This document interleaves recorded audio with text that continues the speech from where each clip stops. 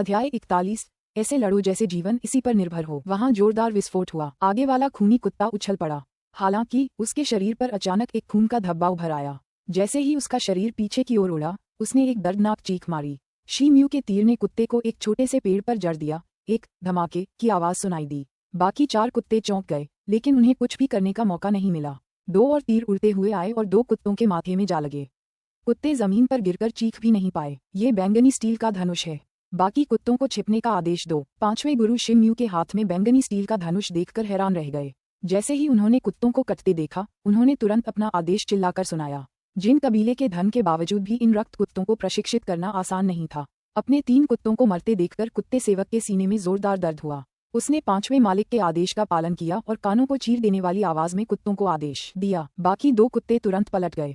एक पागलों की तरह पास की झाड़ी की ओर भागा और दूसरा एक बड़े पेड़ के पीछे कूद गया। हुश हुश, 2 धीमी आवाजें सुनाई दी। झाड़ियों की ओर दौड़े खूनी कुत्ते की गर्दन में तीर लगा। तीर लगने से उसका शरीर पीछे की ओर उड़ गया। दूसरा कुत्ता ये दृश्य देखकर चिल्लाया, लेकिन तभी एक तीर पेड़ के तने में घुस गया और कुत्ते को जमीन पर गिरा दिया। शी-म्यू ने 5 रक्त कुत्तों को बहुत जल्दी मार डाला था। मैं तुम्हें मार डालूंगा। कुत्ते सेवक की आंखें गुस्से से लाल हो गईं। वह चिल्लाया और चारों पैरों पर सवार होकर शी-म्यू की तरफ दौड़ा, किसी जानवर की तरह। कुत्ते सेवक ने 5 रक्त कुत्तों को खुद पाला था। वे उसके अपने बेटों जैसे थे। जब उसने अपने बेटों को शी-म्यू द्वारा मारे जाते देखा, तो उसकी सोचने की शक्ति चली गई। वह बस यही सोच रहा था कि शी-म्यू को अपने हाथों से चीर डालूं। 5वें गुरु को गुस्सा आ गया जब उन्होंने कुत्ते सेवक को शी-म्यू की ओर दौड़ते देखा। वे जल्दी से चिल्लाए, अरे मूर्ख, वापस आओ। लेकिन उसकी चेतावनी अनसुनी हो गई। नौकर किसी उन्मत्त जंगली जानवर की तरह जमीन पर रेंगता हुआ शी-म्यू को दबोचने के लिए बड़ी तेजी से उसकी ओर टेढ़ा मेढ़ा चला। शी-म्यू ने ये सब गर्व से देखा। उसने चुपचाप अपनी एक बांह पीछे की ओर बढ़ाई और 3 तीर पकड़ लिए। उसकी उंगलियां धनुष की डोरी पर तेजी से हिल रही थीं। फिर भी उसकी उंगलियां किसी पियानो बजाने वाले की तरह सहज लग रही थीं। विशालकाय धनुष से 3 तीर छूटने पर एक के बाद एक 3 जोरदार आवाजें सुनाई दीं। ऐसा लग रहा था जैसे हवा में एक काली रेखा बन गई हो। अचानक श्वान सेवक पहले तीर से बचने के लिए उछल पड़ा और तीर उसके नीचे से निकल गया। फिर जब दूसरा तीर उसके कान के पास से गुजरा, तो उसने उससे बचने के लिए अपनी कमर मोड़ ली। हालांकि उसे एहसास हुआ कि वह तीसरे तीर से नहीं बच सकता। तीसरा तीर उसकी बाईं आंख में जा लगा। वह पीछे की ओर काफी दूर तक उड़ गया और फिर जमीन पर गिर पड़ा। 5वें मास्टर ने जब ये दृश्य देखा तो वे क्रोधित हो गए। दूर से कुछ और आवाजें सुनाई दी। 3 और बाण अविश्वसनीय शक्ति से झपटे। हालांकि इस बार निशाना 5वें गुरु के पास खड़ा गरुड़ सेवक था। चील सेवक ने 5 रक्त कुत्तों और श्वान सेवक की मृत्यु देखी थी। जब उसे एहसास हुआ कि तीर उसी पर लगे हैं, तो वह डर गया। वह तुरंत जमीन पर गिर पड़ा और चिल्लाया, मुझे बचाओ। 5वें गुरु ने ये देखकर ठंडी सांस ली। स्विश स्विश स्विश, उन्होंने अपनी सोने की छड़ी को हाथों से हिलाया और आने वाले तीरों पर वार किया। तीरों के टूटते ही जोर की आवाज हुई। तीनों तीर 6 टुकड़ों में टूटकर जमीन पर गिर पड़े। बेकार इंसान, मुझे छोड़ दे। मैं खुद इस नीच कमीने को संभालने आया हूँ। 5वें गुरु ने चील सेवक को डांटा। फिर वह आगे की ओर कूदा। ऐसा लग रहा था मानो वह उड़ रहा हो। उसकी हर छलांग कम से कम 15-20 मीटर की थी। वह ऐसे चल रहा था मानो पंख जितना हल्का हो। पलक झपकते ही उसने 70 मीटर से ज्यादा की दूरी तय कर ली थी। ये देखकर शी-म्यू की पुतलियां सिकुड़ गईं। उसने तीर पकड़ने के लिए अपना एक हाथ पीठ की ओर बढ़ाया। उसने 3 और तीर निकाले। धमाक धमाक धमाक, 3 तेज आवाजें हुईं। 5वें गुरु ने अप्रत्याशित रूप से अपने हाथ में मौजूद सोने की छड़ी से 3 तीर मारे। पहली बार शी-म्यू को हार का एहसास हुआ। उसने अपने गुस्से पर काबू पाने के लिए ठंडी सांस ली। आखिरकार उसे एक शुरुआती और मध्यम स्तर के होutian योद्धा की ताकत का फर्क समझ में आ गया। फिर उसने अनजाने में और तीर पकड़ने के लिए अपनी पीठ की तरफ हाथ बढ़ाया, लेकिन अब कोई फायदा नहीं था। शी-म्यू को ये जानकर आश्चर्य हुआ कि उसका तीर का थैला खाली हो गया था। उसके पास एक भी तीर नहीं बचा था। अब 5वें गुरु ने फिर से कई छलांगें लगाईं। अब वह शी-म्यू से 30 मीटर की दूरी पर था। शी-म्यू के लिए कोई योजना सोचने में बहुत देर हो चुकी थी। उसने दांत भींचे और बैंगनी स्टील का धनुष फेंक दिया। फिर उसने अपनी कमर से सूर्य और चंद्र खंजर निकाले। फिर वह जोर से जमीन पर पैर पटकते हुए 5वें गुरु की ओर दौड़ा। उसने अपनी कलाई हिलाई और 9 ब्लेड छायाएं उछाली। एक ही सांस में 9 वार। आखिरकार तुम इस हुनर में निपुण हो ही गए, लेकिन आज तुम्हें मरना ही होगा। चाकू की परछाइयों की आवाज 5वें गुरु की ठंडी आवाज के आगे दब गई। तभी एक कानफोड़ू घंटे जैसी ध्वनि सुनाई दी। सुनहरी छड़ी ने उन 9 परछाइयों पर प्रहार किया और उन्हें तितर-बितर कर दिया। शी-म्यू को अपने हाथ में जलन महसूस हुई। सोने की छड़ी से निकलने वाली ऊर्जा वू-टोंग की तलवार से निकलने वाली ऊर्जा से दोगुनी तीव्र थी। उसके अंगूठे और उंगलियों के बीच का जाल फट गया और सूर्य और चंद्रमा वाले खंजर उसके हाथों से सस की आवाज के साथ निकल पड़े। एक तेज आंधी चली और एक सुनहरी राक्षस जैसी छवि शी-म्यू के सामने प्रकट हुई। वह सीधे उसके चेहरे की ओर बढ़ रही थी। शी-म्यू के लिए हमले से बचना बहुत देर हो चुकी थी। उसने हाथ उठाते हुए चिल्लाया। फिर उसने सुनहरी छड़ी पर मुक्का मारा। एक बूम ध्वनि सुनाई दी। शिम्यू के घूंसे से सुनहरी छड़ी का मार्ग बदल गया और वह शिम्यू के कंधे पर जा गिरी। शिम्यू को ऐसा लगा जैसे कोई पहाड़ उसके कंधे पर टूट पड़ा हो। वह पीछे हट गया क्योंकि उसे अपने दिल में एक असहनीय दर्द महसूस हो रहा था। वाह, तुमने जो स्वर्ण कवच पहना है वह मेरे बेटे का है, इसीलिए तुम मेरे प्रहार का प्रतिरोध कर पाए हो। यह एक तरह से अच्छा ही है, लेकिन उस ब्लड पाम कौशल का स्वाद चखने के लिए तैयार हो जाओ जिसका मैं कई सालों से अभ्यास कर रहा हूँ। पांचवें गुरु को अपनी छड़ी के प्रहार के बाद भी शिम्यू की हड्डियां सुरक्षित देखकर आश्चर्य और निराशा हुई। हालांकि जब उन्होंने शिम्यू के चिथड़ों के नीचे स्वर्ण कवच देखा तो उनका भ्रम दूर हो गया, लेकिन जाहिर है इससे उनका क्रोध और भी बढ़ गया। पांचवें गुरु ने सोने की छड़ी गिरा दी। उनका शरीर ऊपर की ओर उड़कर कई मीटर ऊपर चला गया और शिम्यू के पास आ गया। इस बीच शिम्यू का हाथ लाल हो गया था। वह अपने सामान्य आकार से लगभग दुगुना सूज गया था। खून बहने से उसकी हथेलियों से बदबू आने लगी थी। दरअसल गंध इतनी बुरी थी कि किसी की भी नाक उबकाई से सिकुड़ जाए। शिम्यू इस अजीब हमले का डटकर सामना करने के लिए खड़ा हो गया। उसने बचने की कोई कोशिश नहीं की, उल्टे उसकी आंखें उन्माद से चमक उठीं। अचानक वह दहाड़ा और अपनी कलाई हिलाई। उसकी कलाई में बंधी पतली जंजीर झंझनाहट की आवाज के साथ फट गई। ये जंजीर पहले सूर्य और चंद्र खंजरों के मुठों से बंधी हुई थी। उसके हाथों से पहले ही सूर्य और चंद्र खंजर छूट चुके थे। हालांकि वे अचानक शिम्यू की ओर वापस आ गए। वे हवा में घूमते हुए एक चांदी जैसी डिस्क का आकार ले रहे थे। यह विशाल और भयंकर डिस्क किसी का सिर काटने को तैयार लग रही थी। ये रजत चक्र शिम्यू और जिन वंश के पांचवें गुरु की ओर बढ़ा। इसकी गति इतनी तीव्र थी कि ऐसा लग रहा था मानो यह उन दोनों को दो दो टुकड़ों में काट डालेगा। अध्याय 42 जीवन और मृत्यु के बीच की रेखा। पांचवें मास्टर जिन जैसे हो तियान योद्धा के लिए इस तरह के मामूली हमले से घातक चोट सहना असंभव था। हालांकि उसके पास इस हमले का सामना करने के अलावा और कोई चारा नहीं था। अचानक उसने अपना शरीर घुमाया। वह विलो के पत्ते की तरह टिमटिमाता हुआ हवा में तैरा और तेजी से हमलों से बच निकला। फिर उसने अपने एक पैर से बगल में पड़ी सुनहरी छड़ी को ऊपर उछाल दिया। एक धमाके की आवाज सुनाई दी। ये स्पष्ट नहीं था कि सोने की छड़ी किस पदार्थ से बनी थी, लेकिन सूर्य और चंद्र खंजर ठंडे लोहे से बने थे और उन्हें अटूट माना जाता था। हालांकि सोने की छड़ी से टकराते ही वे तुरंत चकनाचूर हो गए। ये देखकर शिम्यू के चेहरे के भाव बदल गए। उसने अपनी कलाई हिलाई और पतली जंजीर वापस ऊपर लुढ़क गई। शिम्यू ने बचे हुए आधे ब्लेड पकड़ लिए। पांचवें गुरु निडर लग रहे थे। उन्होंने फिर से हमला किया और सुनहरी छड़ी शिम्यू की दिशा में फेंकी। जैसे जैसे वह आगे बढ़ी, सुनहरी छड़ी एक सुनहरी रोशनी में बदल गई। पांचवें गुरु खुद उस सुनहरी रोशनी का पीछा करते हुए तैरने लगे। इस तेज चाल से शिम्यू हक्का बक्का रह गया। अचानक उसने अपनी कलाई हिलाई और सुनहरी रोशनी पर 9 ब्लेड छायाएं दाग दी। एक बहरा कर देने वाली झंकार सुनाई दी। सुनहरी रोशनी थोड़ी सी कांपी और वापस सुनहरी छड़ी के रूप में बदल गई। टक्कर के असर से शिम्यू कराह उठा और कुछ कदम पीछे हट गया। उसके खंजर टुकड़ों में बिखर गए थे। उसकी बांह और भी बुरी तरह से घायल हो गई थी क्योंकि वह नर्म पड़ गई थी। वह उसके कंधे से लटक रही थी। शिम्यू सदमे में लग रहा था। पांचवें गुरु हंसे और शिम्यू के पास गए। उनकी विशाल आस्तीन से एक रक्त लाल हथेली चमक उठी। हथेली शिम्यू की ओर झपटी और उसके सिर पर लगी। अब जो होना था उसे टाला नहीं जा सकता था। शिम्यू ने दहाड़ते हुए अपनी आहानिका भुजा को पांचवें मास्टर की आक्रमणकारी हथेली पर मुक्का मारने के लिए आगे बढ़ाया। हा, मरने के लिए तैयार हो जाओ। पांचवें गुरु ने ये देखा और जोर से हंसे। फिर उन्होंने अपनी लाल हथेली इतनी जोर से हिलाई कि लाल कोहरे की एक परत उनकी हथेली के ऊपर तैरने लगी। शिम्यू का आहानिका हाथ पांचवें गुरु की लाल हथेली के पास पहुंचा। अचानक उसकी उंगलियां हिलीं और एक तेज खंजर निकला। उसने लाल हथेली पर वार किया। पांचवें मास्टर चिल्लाए जब उनकी लाल हथेली शिम्यू के हाथ में खंजर से टकराए। शिम्यू कराह उठा जब उसे बेकाबू गति से उड़ा दिया गया। रास्ते में 2 पेड़ उखड़ गए और आखिरकार एक पहाड़ी चट्टान से टकराने के बाद वह रुक गया। शिम्यू को खून की उल्टियां होने लगीं और उसका शरीर जमीन पर लुढ़क गया। वह कुछ देर तक खड़ा भी नहीं हो सका। पांचवें मास्टर भय और क्रोध से भर गए जब उन्होंने देखा कि शिम्यू का खंजर उनकी हथेली से बाहर निकल आया है और उनका चेहरा लाल हो गया है। अचानक वह चिल्लाया, साले, तूने मेरा ब्लड पाम बर्बाद कर दिया। मैं तेरे शरीर की एक एक हड्डी तोड़ दूंगा। उसने अपनी बात पूरी भी नहीं की थी कि उसने अपनी हथेली से खंजर निकाल लिया। फिर उसने अपनी उंगलियां हथेली के एक्यूपंक्चर बिंदुओं पर रख दी। अचानक वह तेज कदमों से शिम्यू की ओर बढ़ने लगा। शिम्यू ने अपनी बाहों में हो रहे तेज दर्द को रोकते हुए पांचवें गुरु के लंबे चेहरे की ओर देखा। उसके चेहरे की मांसपेशियां फड़कने लगीं और एक उपहासपूर्ण मुस्कान उभर आई। शिम्यू को एहसास हो गया था कि वह मध्यम स्तर के हो तियान योद्धा का सामना नहीं कर सकता। सूर्य और चंद्र खंजर टूटकर दोनों दुश्मनों के बीच टूटे हुए ब्लेड के टुकड़ों की एक परत बन गए थे। शिम्यू ने इस मौके का फायदा उठाकर अपनी आस्तीन में एक खंजर छिपा लिया था ताकि बाद में इस्तेमाल कर सके। फिर वह पांचवें गुरु को आश्चर्यचकित करके उनकी हथेली को घायल करने में कामयाब हो गया। लेकिन ब्लड पाम की शक्ति उनकी उम्मीदों से कहीं अधिक थी। उसने मूल रूप से इस छिपे हुए खंजर का इस्तेमाल रक्त ताड़ को नष्ट करने के लिए करने की योजना बनाई थी। फिर वह इस अवसर का उपयोग करके पांचवें गुरु पर अपनी पूरी शक्ति से जवाबी हमला करेगा और उसे परास्त करेगा। हालांकि रक्तताड़ के हमले ने उसे असहाय होकर पीछे की ओर उड़ा दिया था। उसके शरीर के किसी भी हिस्से में ताकत का नामोनिशान नहीं बचा था। उसकी बाहें कई जगह से टूट चुकी थीं। वह किसी भी तरह से अपने दुश्मन के लिए खतरा नहीं बन सकता था। शिमयू निराश हो गया क्योंकि अब उसके पास कोई उम्मीद नहीं थी। पांचवें गुरु शिमयू के पास आए और बिना कुछ कहे उसे लात मार दी। धमाका, एक अजीब सी आवाज सुनाई दी। पांचवें गुरु जिनका पैर किसी ठोस चीज से टकराया हुआ लग रहा था, लेकिन शिमयू 30 फुट पीछे की ओर उछल गया। उसका चेहरा पीला पड़ गया था। हालांकि पांचवें गुरु उसकी छाती की हड्डी नहीं तोड़ पाए, जैसी उसने उम्मीद की थी। अरे, तुम क्या छिपा रहे हो? पांचवें मास्टर ने घृणा से कहा।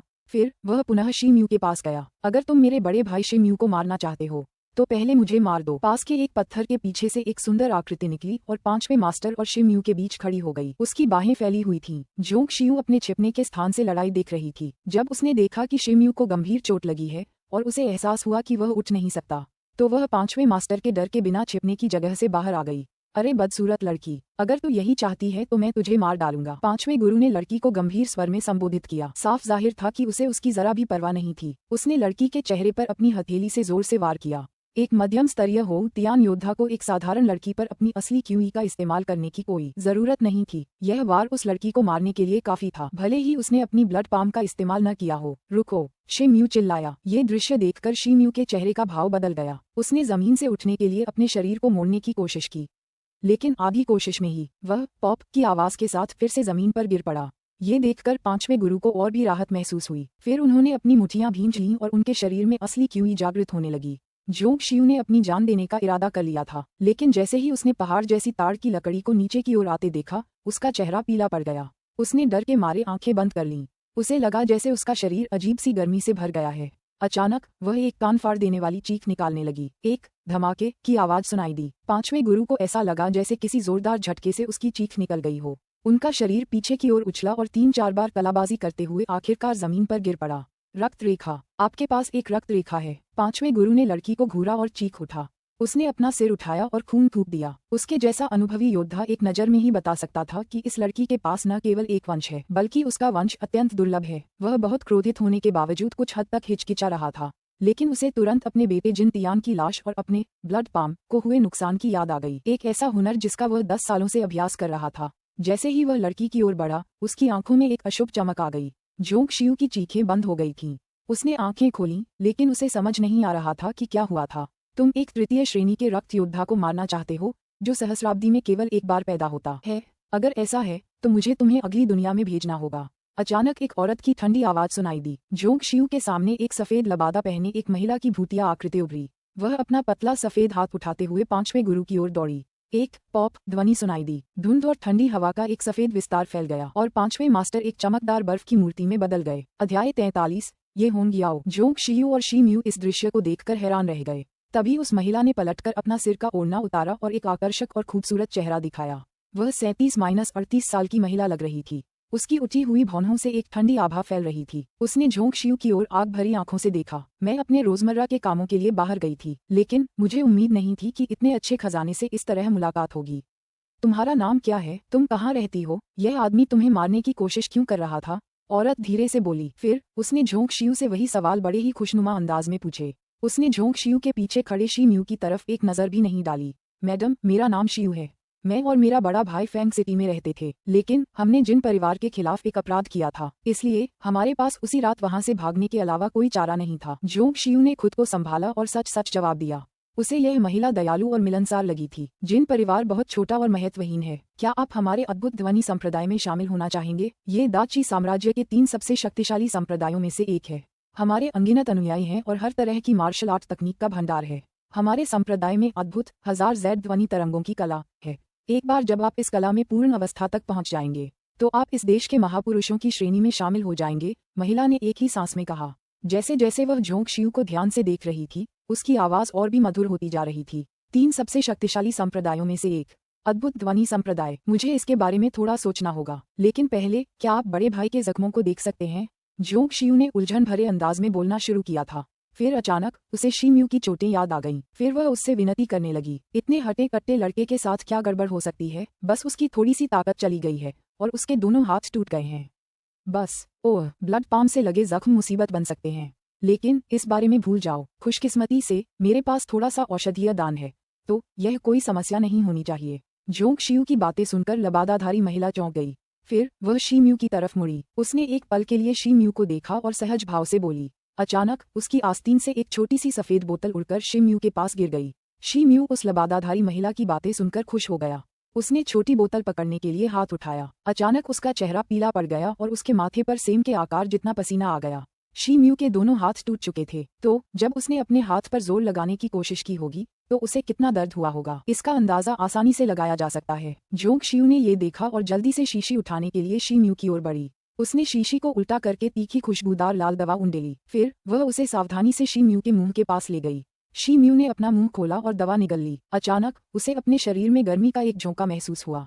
ये तेजी से उसके पूरे शरीर में फैल गया। पांचवें गुरु की हथेली से हुए उसके बैंगनी घाव में होने वाली खुजली और दर्द गायब हो गया। दवा ने शी म्यू का मनोबल बढ़ा दिया।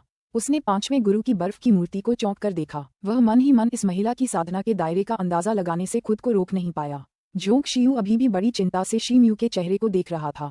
लबादाधारी महिला ने जोंग शियू को देखा जब वह शी म्यू को देख रही थी। ये देखकर उसकी भौहें सिकुड़ गईं। वह कई मिनट तक शी म्यू को देखती रही। अचानक उसके मन में एक विचार आया। उसने धीरे से कहा, ये हमारे संप्रदाय की गुप्त औषधि है। ये औषधि न केवल आंतरिक चोटों को चमत्कारिक रूप से ठीक करती है, बल्कि व्यक्ति की साधना में भी बहुत मदद करती है। मैडम, आपकी मदद के लिए शुक्रिया। जोंग शियू ने शी म्यू के चेहरे की ओर देखा, जो अब काफी बेहतर लग रहा था। फिर वह खुशी से चिल्ला उठी और लबादा पहने महिला से बात करने लगी। मिस कसियू, बुरा मत मानना, लेकिन मैं पहले आपकी वंशावली जांचना चाहती हूँ। आपने जो दिखाया है उसके आधार पर मुझे लगता है कि आपकी कोई खास वंशावली है, लेकिन बेहतर होगा कि हम इस उपकरण की मदद से एक जांच करें। बस सुनिश्चित करने के लिए लबादाधारी महिला ने अपनी बात कहने का मौका पकड़ा। ठीक है, कृपया परीक्षण के साथ आगे बढ़ें, मैडम। जोंग शियू ने शी म्यू की ओर देखा और उसने अपना सिर हिलाया। अच्छा, संयोग से मेरे पास वंश परंपरा जांचने के लिए एक रुई एक है। ये दूसरे उपकरणों से ज्यादा सटीक और कारगर है। यह आपके खून की एक बूंद से ही आपके वंश परंपरा का सटीक पता लगा सकता है। जोंग शियू की बातें सुनकर लबादाधारी महिला खुश हो गई। उसने तुरंत अपनी आस्तीन से एक जेड रुई निकाली। उसमें सफेद हैंडल और एक जेड टॉप था। जोंग शियू ने अपनी एक उंगली काटी और घड़ी वाली महिला के पास गई। फिर उसने रुई पर अपने खून की एक बूंद गिरा दी। अचानक रुई ने हल्के सुनहरे प्रकाश की एक परत फैला दी। फिर एक घूमती हुई मधुर ध्वनि निकली, मानो किसी फीनिक्स पक्षी की चीख हो। फिर उसकी सतह से एक अजीब सी सफेद आकृति उभरने लगी। लबादाधारी महिला ने यंत्र से निकले सफेद अक्षरों को पढ़ने के लिए नीचे देखा। फिर वह प्रसन्न होकर बोली, यह निश्चित रूप से कोई गलती नहीं हो सकती। आपके पास तृतीय श्रेणी की साउंड ऑफ फीनिक्स वंश परंपरा है। आपके पास हमारे संप्रदाय के संस्थापक का वंश परंपरा है। केवल इसी वंश परंपरा में 1000 जेड ध्वनि तरंगों की कला की चरम अवस्था तक पहुंचने की क्षमता है। मेरे पास तीसरी श्रेणी की साउंड ऑफ फीनिक्स वंश की वंशावली है। जोंग शियू ने लबादा ओढ़े औरत की आवाज सुनकर धीरे से कहा। उसके चेहरे पर अनिश्चितता का भाव था। मिस कसियू, मैं ये होंग याओ हूँ। मैं वंडरफुल साउंड संप्रदाय में मिस्ट कैबिनेट की वर्तमान प्रमुख हूँ। वंडरफुल साउंड संप्रदाय की आधिकारिक प्रतिनिधि होने के नाते मैं आपसे पूरे संप्रदाय के वरिष्ठों की ओर से पूछती हूँ, क्या आप वंडरफुल साउंड संप्रदाय में शामिल होने को तैयार होंगी? अगर आप सहमत हैं तो आपके प्रवेश पर आपको और मुझे एक ही दर्जा मिल सकता है। इसका मतलब है कि बाहरी दुनिया में आपकी स्थिति चाहे जो भी हो, आप हमारे संप्रदाय के सभी युवा विद्वानों में सर्वोच्च स्थान प्राप्त करेगी। लबादाधारी महिला ने उत्साह से कहा। ये कहते हुए उसने गरिमापूर्ण भाव बनाए रखने की भी परवाह नहीं की। अगर मैं संप्रदाय के शिक्षकों का अनुसरण करूं तो क्या मैं आपके जितना शक्तिशाली बन पाऊंगा? जोंग शियू खुद को पूछे बिना नहीं रह सका। अगर तुम सचमुच 1000 जेड ध्वनि तरंगों की कला का अभ्यास करो तो भले ही तुम बुनियादी स्तर पार कर लो, तुम शुरुआती स्तर के जियान योद्धाओं को भी मात दे सकते हो। मैं तुम्हारी तुलना कैसे कर सकता हूँ? ये होंग याओ ने बिना किसी हिचकिचाहट के उत्तर दिया। मेरे पास जाने के लिए कोई जगह नहीं है। बड़े भाई शी म्यू, आपके विचार से मुझे क्या करना चाहिए? जोंग शियू उस लबादाधारी महिला की बातें सुनकर उत्साहित हो गई। फिर भी वह शी म्यू की ओर मुड़ी और फुसफुसाकर बोली, मैडम, क्या आप जियान योद्धा हैं?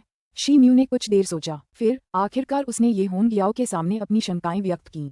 तुम्हारी दृष्टि अद्भुत है। मैं सचमुच एक जियान योद्धा हूँ, लबादाधारी महिला ने गर्व से उत्तर दिया। हालांकि वह शी म्यू के अनुमान से काफी हैरान थी, लेकिन मैंने सुना है कि पूरे दा क्यूई साम्राज्य में बहुत कम जियान योद्धा हैं। शी म्यू ने संकोच से कहा। आम लोग ज्यादातर जियान मार्शल योद्धाओं को नहीं जानते। वे जिन्हें जानते हैं उन्हें दा क्यूई साम्राज्य ने राष्ट्रीय संरक्षक की उपाधि दी है। लेकिन 3 प्रमुख संप्रदायों को ध्यान में नहीं रखा जाता। हमारा दाकवी साम्राज्य से कोई लेना देना नहीं है। हम केवल तभी मदद भेजते हैं जब देश गंभीर खतरे में होता है, ऐसा खतरा जिसका आम जनता जवाब नहीं दे सकती। दरअसल दाकवी साम्राज्य की स्थापना हमारे तीनों संप्रदायों ने हमारे बीच संतुलन बनाने के लिए की थी। अगर वे हमें अपमानित करने की हिम्मत करते हैं तो हम उन्हें नष्ट करने की शक्ति रखते हैं। ये होंग याओ ने तिरस्कार से उत्तर दिया। ये स्पष्ट था कि राष्ट्रीय संरक्षक की उपाधि का उसके लिए कोई मतलब नहीं था। तो मेरा मानना है कि सभी शक्तिशाली योद्धा संप्रदाय में हैं। शिम्यू ने महिला की बात सुनकर आश्चर्य से कहा, स्वाभाविक रूप से ये बात अन्य 2 संप्रदायों के लिए भी सत्य है, लेकिन अगर मिस कसियू हमारे संप्रदाय में शामिल हो जाती हैं, तो वह अपनी प्रतिभा के कारण एक उन्नत शियान योद्धा बन जाएंगी। देर सवेर ये होंग याओ ने बिना सोचे समझे उत्तर दिया। अगर ऐसा है तो वंडरफुल साउंड संप्रदाय आपके लिए एक बेहतरीन जगह है मिस जोंग।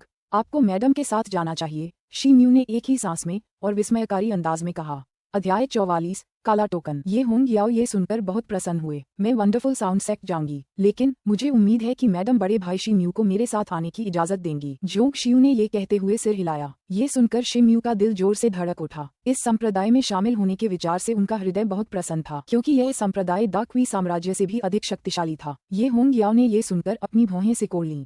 उसने जवाब देने में समय लिया। आखिरकार उसने सिर हिलाया और कहा, बाकी सब तो आसान है, लेकिन मुझे डर है कि यह सवाल ही नहीं उठता। अगर किसी का कोई वंश है या कोई असाधारण प्रतिभा है, तो वह व्यक्ति संप्रदाय के योग्यता नियम के लिए उपयुक्त है। अन्यथा संप्रदाय केवल महिलाओं को स्वीकार करता है, पुरुषों को नहीं। संप्रदाय के वरिष्ठ बहुत कम पुरुष शिष्यों को स्वीकार करते हैं। यह एक नियम है। मैं भले ही मंत्रिमंडल की प्रमुख हूँ, लेकिन फिर भी मैं इस नियम को तोड़ने की हिम्मत नहीं कर सकती। किसी को एक रक्त वंश की आवश्यकता होती है।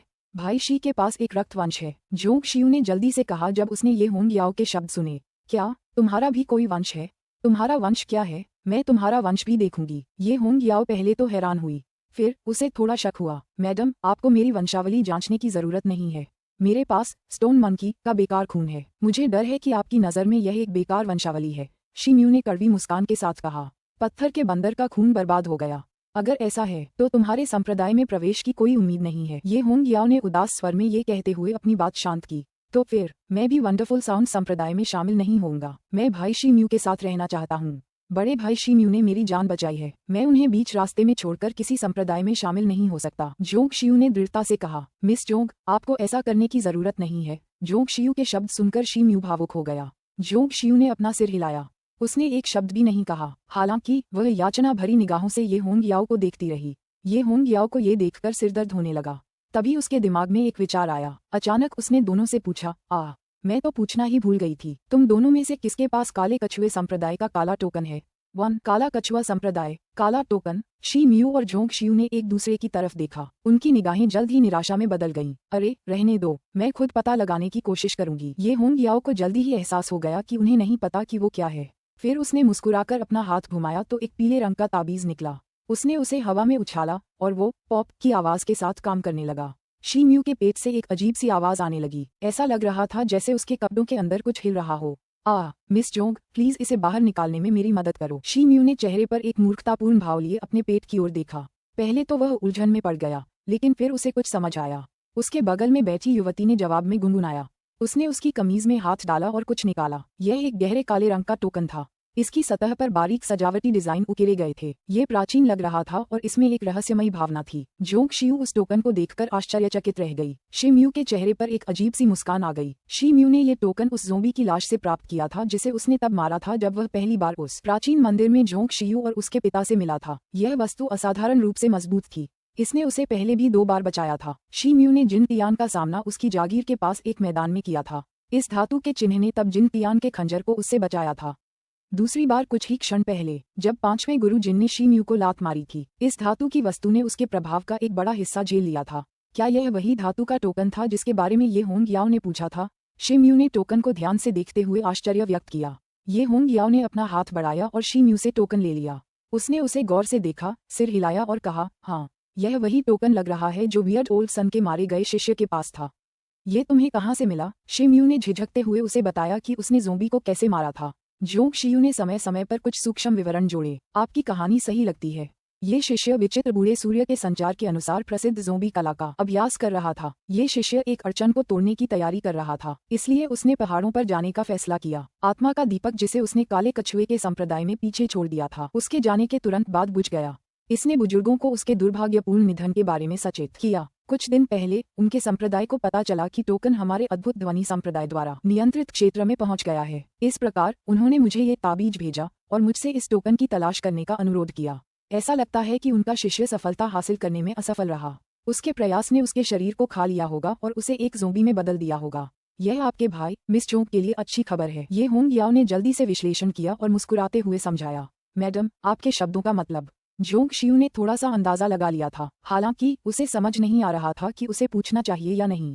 शिमयू की आंखें हल्की सी चमक उठीं। ये बहुत आसान है। हम ज्यादा पुरुष शिष्यों की भर्ती नहीं करते, लेकिन काले कछुए वाले संप्रदाय में ऐसे कोई नियम नहीं है। इसके अलावा उनके संप्रदाय में कई ऐसे नियम हैं जो शरीर को मजबूत बनाते हैं। छोटा भाई पत्थर के बंदर का बर्बाद खून ढोता है, लेकिन उसकी शारीरिक शक्ति वाकई असाधारण है। मेरे पास एक विचार है।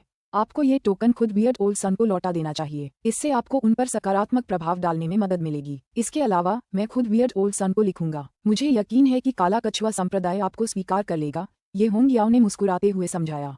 तो इसका मतलब है कि मैं भाई शी म्यू से अलग हो जाऊंगी। जोंग शियू ने यह विचार सुनकर टिप्पणी की। उसके चेहरे पर उसके दिल की निराशा झलक रही थी। फिर शी म्यू ने कहा, अच्छा, बच्चों को अपने बड़ों की बात माननी चाहिए। मैं काले कछुए वाले संप्रदाय में जाऊंगा। ठीक है, मैं तुम्हारे लिए एक पत्र लिखूंगी और तुम्हें एक ताबीज भी दूंगी। तुम्हें झाओ प्रांत के काय यांग शहर जाना होगा। शहर के बगल में बहने वाली नदी के फेरी क्रॉसिंग पॉइंट पर पहुंचकर ताबीज जला देना। वहां से कोई तुम्हें काले कछुआ संप्रदाय तक ले जाएगा। ये होंग याओ ने निर्देश दिया। उसके चेहरे पर हल्की मुस्कान थी, लेकिन वह जोंग शियू को फिर से हिचकिचाने नहीं दे सकती थी। इसलिए वह तुरंत मुड़ी और एक जैद ताबीज निकाला। उसने उसे अपने माथे पर रखा। फिर उसने अपना सिर नीचे किया और उसके होठों से कुछ निकला। फिर उसने वह काला टोकन और ताबीज शी म्यू को दे दिया। जोंग शियू ने समझौता नहीं किया, लेकिन उसने विरोध भी नहीं किया। धन्यवाद मोहतरमा। शी म्यू के मुंह से महिला का शुक्रिया अदा हुआ। हालांकि उसके चेहरे पर अचानक शर्मिंदगी के भाव उभर आए, क्योंकि उसके हाथ उस इशारे को करने में सक्षम नहीं थे। ओह, मैं तो भूल ही गई थी कि तुम अपनी बाहें नहीं हिला सकती।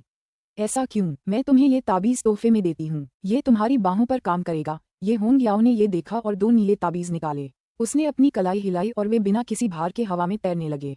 फिर वे शी म्यू की बाहों पर चिपक गए। कुछ ही देर बाद दोनों ताबीजों से एक अप्रिय रोशनी निकलने लगी। ताबीज की सतह पर जीवित प्राणियों जैसा दिखने वाला सजावटी डिजाइन हिलने लगा। शी म्यू को अपनी टूटी हुई बाहों में एक अजीब सी गर्मी महसूस हुई, जो अंततः एक असहनीय खुजली में बदल गई। शी म्यू ने धीरे से अपनी उंगली घुमाई। उसके चेहरे पर एक विस्मयकारी भाव फैल गया। मैंने इन दोनों ताबीजों पर बहुत मेहनत की है, लेकिन तुम्हारे सामने इसकी कोई कीमत नहीं है। अच्छा बच्चों, मुझे कुछ जरूरी काम निपटाने हैं। चलो अपनी अपनी यात्रा शुरू करते हैं। ये होंग याओ अपने रास्ते पर निकलने के लिए बेताब थी, लेकिन उसने धैर्यपूर्वक जोंग शियू और शी म्यू के विदाई शब्दों का इंतजार किया। फिर संक्षिप्त बातचीत के बाद वे अपनी अपनी यात्राओं पर निकल पड़े। अध्याय 45। बहुडेक वाला जहाज। 2 महीने बाद दा क्यूई साम्राज्य के दक्षिणी भाग में स्थित झाओ जोउ एक प्रांत में काय यांग शहर के बाहर बहने वाली नदी के तट पर आसमान अभी अभी चमकना शुरू हुआ था। हल्की और बिखरी हुई धुंध अभी भी पूरे इलाके को ढंके हुए थी। फेरी क्रॉसिंग के पास कोई भी नजर नहीं आ रहा था। हालांकि जल्द ही लोग 2-2, 3-3 के समूहों में इकट्ठा होने लगे। भीड़ में जल्द ही पैदल चलने वाले लोग भी शामिल हो गए। उनके चलते हुए उनके खूबसूरत कपड़े हवा में लहरा रहे थे। कुछ लोग मोटे कपड़े पहने हुए थे, जबकि कुछ दूर से घोड़ों पर सवार होकर आए थे। इनमें से हर समूह में कम से कम एक युवा लड़का या लड़की शामिल थी। ज्यादातर समूहों में बड़े लोग बहुत गरिमा में दिख रहे थे। हालांकि युवा लोग बेहद उत्साहित दिख रहे थे। लगभग 15 मिनट में 40 से ज्यादा लोग फेरी क्रॉसिंग पर जमा हो गए। इस समूह में कुल मिलाकर लगभग 15-16 युवा थे। हैरानी की बात ये थी कि बढ़ती भीड़ के बावजूद बस कभी कभार फुसफुसाहट की आवाजें ही सुनाई दे रही थीं। ज्यादातर लोग चुपचाप खड़े थे। इसके अलावा आसपास के क्षेत्रों में कोहरे का घनत्व और अधिक बढ़ गया था। वास्तव में दृश्यता लगभग शून्य हो गई थी। जल्द ही ऐसा लगने लगा जैसे लोगों की संख्या कम होने लगी है। समय बीतने के साथ लगभग कोई भी दिखाई नहीं दे रहा था। दोपहर होते होते लगभग सभी के चेहरे पर चिंता के भाव थे। तभी एक गड़गड़ाहट की आवाज सुनाई दी। ये नदी से आ रही थी, हालांकि इसका स्रोत ज्यादा दूर नहीं लग रहा था। घना कोहरा ऊपर की ओर उठने लगा। ऐसा लग रहा था मानो नदी के अंदर से कई राक्षस निकल आए हों। चौराहे पर खड़े लोगों का उत्साह अचानक बढ़ गया। वे आंखें फाड़े उस दृश्य को देखने लगे। धीरे धीरे कोहरा छटा और एक विशाल जहाज सामने आया।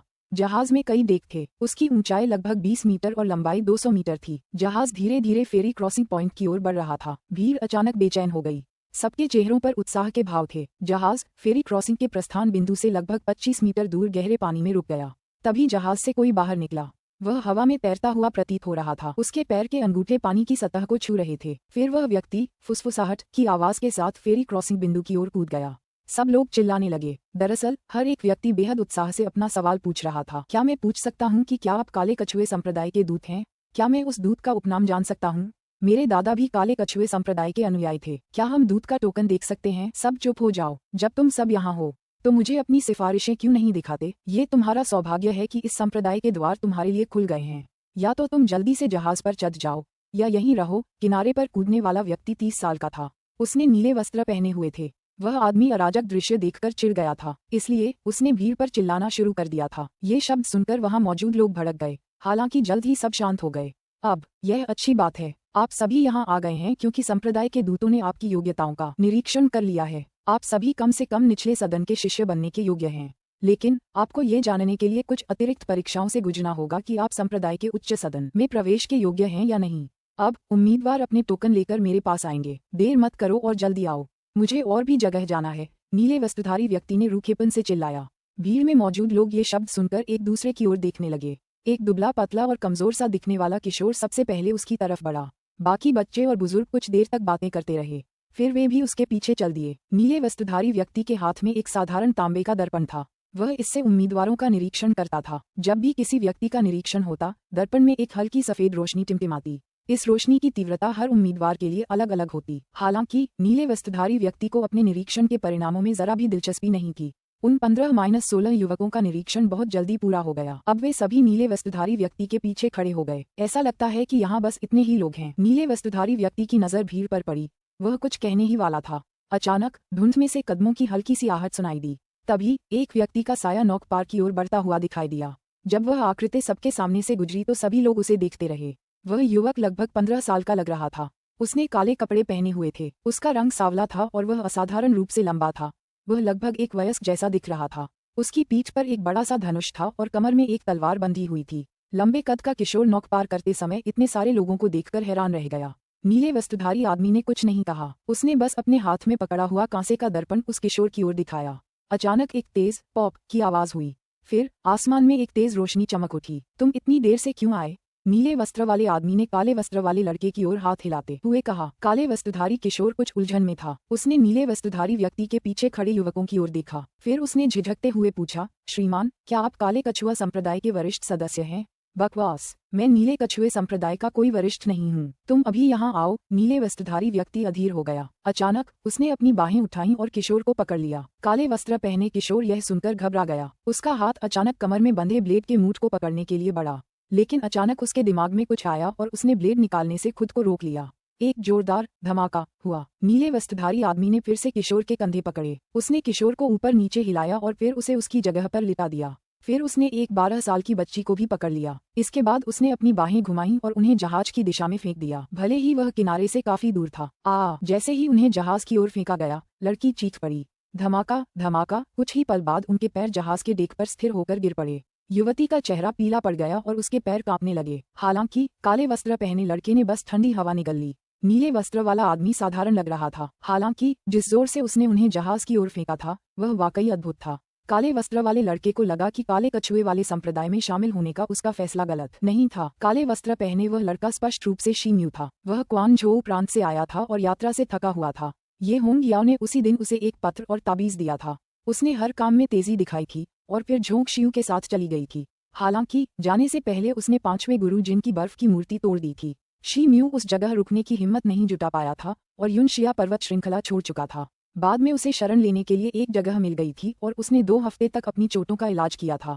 फिर वह उस समय नौक पार पहुंचने के लिए दिन रात दौड़ता रहा था। हालांकि इतने सारे लोगों को देखकर उसने ताबीज नहीं जलाया था। हालांकि नीले वस्त्र वाला आदमी काले कछुए संप्रदाय का होने का दावा कर रहा था, लेकिन शी म्यू को लग रहा था कि कुछ गड़बड़ है। और तो और उस विशालकाय आदमी ने उसे जहाज पर फेंक दिया था इससे पहले कि उसे कुछ समझ भी आता। वह हैरान था, इतना कि मानो उसकी बोलती बंद हो गई हो। नीले वस्त्र वाला आदमी किनारे पर खड़ा होकर लड़कों और लड़कियों को देख के फर्श पर उछाल रहा था। वह उनके साथ रेत के थैलों जैसा व्यवहार कर रहा था। फिर वह किनारे से उछलकर जहाज के फर्श पर आ गिरा। समुद्री यात्रा आरंभ करना। यह आदेश नीले वस्त्रधारी व्यक्ति द्वारा नहीं दिया गया था। ये किसी ऐसे व्यक्ति द्वारा दिया गया था जो उनकी दृष्टि रेखा के भीतर नहीं था। बहुडेक वाला जहाज जैसे ही चलने लगा, डगमगाने लगा। वह नौक पार करने वाले स्थान से निकलकर दूर धुंध भरे पानी की ओर चल पड़ा। अच्छा, अब अपने नाम और अपने मूल स्थान बताइए। मैं लोगों की संख्या गिनकर रजिस्टर में विवरण दर्ज करना चाहता हूँ। नीले वस्त्रधारी व्यक्ति ने भावशून्य चेहरे से निर्देश दिया। फिर उसने अपने वस्त्र की आस्तीन से एक मोटा रजिस्टर निकाला। नोट्स। झोऊ का मतलब प्रीफेक्चर होता है, लेकिन इसे प्रीफेक्चर के साथ जोड़ना ज्यादा उचित होगा क्योंकि यही संदर्भ का लोकप्रिय शब्द है। अध्याय 46। गलती से गलत जहाज पर चढ़ जाना। हान जियान शियू, चौनझोऊ प्रांत के हान परिवार की तीसरी बेटी। वरिष्ठ दूत कोंग यू द्वारा अनुशंसित। झांग दाली, मैं झोऊ प्रांत में फैंग शहर के पास झांग गांव से हूँ। वरिष्ठ दूत झाओ हो द्वारा अनुशंसित। सभी लड़के लड़कियों ने गंभीरता से अपना नाम और वंश बताया, साथ ही उन दूतों के नाम और उपनाम भी बताए जिन्होंने उनकी सिफारिश की थी। फिर शी म्यू की बारी आई। शी म्यू, मैं फैंग सिटी से हूँ। वंडरफुल साउंड सेक्ट के दूत सीनियर ये होंग याओ द्वारा अनुशंसित। शी म्यू ने एक पल की हिचकिचाहट के बाद कहा, क्या अद्भुत ध्वनि संप्रदाय के ये होंग याओ, ऐसी बकवास बातें करके अपना मनोरंजन करना तुम्हारा बहुत ही अशिष्ट व्यवहार है। नीले वस्त्रधारी व्यक्ति ने गुस्से से कहा। चूंकि वह अपने रजिस्टर में विवरण लिख रहा था, इसलिए उसका सिर नीचे झुका हुआ था, लेकिन शी म्यू की बातें सुनते ही उसने गुस्से से अपना सिर ऊपर उठा लिया। युवा पीढ़ी का कोई व्यक्ति ऐसा करने की हिम्मत नहीं करेगा। मेरे पास वह पत्र है जो सीनियर ये होंग याओ ने अजीब बूढ़े सूर्य को लिखा था, साथ ही वह काला टोकन भी। फिर शी म्यू ने पत्र और टोकन निकाला और उन्हें नीले वस्त्र वाले व्यक्ति को दिखाया। अजीब बूढ़ा सूर्य, आप ऊपरी सदन के मास्टर सूर्य तियान लॉन्ग या बाहरी जुवान तियान हॉल के बूढ़े सूर्य का उल्लेख कर रहे हैं? नीले वस्त्रधारी व्यक्ति का चेहरा भावशून्य था क्योंकि उसने संदेह भरे अंदाज में पूछा था। युवा पीढ़ी के लोग इस बारे में निश्चित नहीं है, शी म्यू ने स्पष्ट रूप से उत्तर दिया। तो तुम यहाँ संप्रदाय की परीक्षाओं में भाग लेने नहीं आए हो, बल्कि तुम अद्भुत ध्वनि संप्रदाय के अनुयायी हो। नीले वस्त्रधारी व्यक्ति ने पत्र और काला टोकन नहीं लिया, इसके बजाय उसने ये पूछा। उसके चेहरे पर एक अजीब सी छाया दिखाई दे रही थी। युवा पीढ़ी का यह व्यक्ति ब्लैक टर्टल संप्रदाय में शामिल होने के लिए यहाँ आया है। सीनियर ये टोंग याओ द्वारा प्रदान किए गए पत्र को सिफारिश पत्र माना जाना चाहिए, जैसा कि युवा पीढ़ी के इस व्यक्ति ने पहले उल्लेख किया था। शी म्यू ने अपने चेहरे पर मुस्कान लाने की कोशिश की। बाकी लड़के लड़कियां शी म्यू की बातें सुनकर हैरान रह गए। वे सब झांकने के लिए पास आ गए। शी म्यू की बातें सुनकर नीले वस्त्रधारी व्यक्ति की आंखें कई बार चमकीं। फिर उसने अचानक अपना हाथ हिलाया और शी म्यू के हाथ पर मारा। पत्र और काला टोकन उड़ गए। फिर उसने गुस्से से कहा, चूंकि तुम यहाँ संप्रदाय में शामिल होने आए हो, मेरे पास कहने के लिए और कुछ नहीं है। मेरी नज़र में ये सिफारिश पत्र एक बेकार कागज है, चाहे इसे किसी ने भी लिखा हो।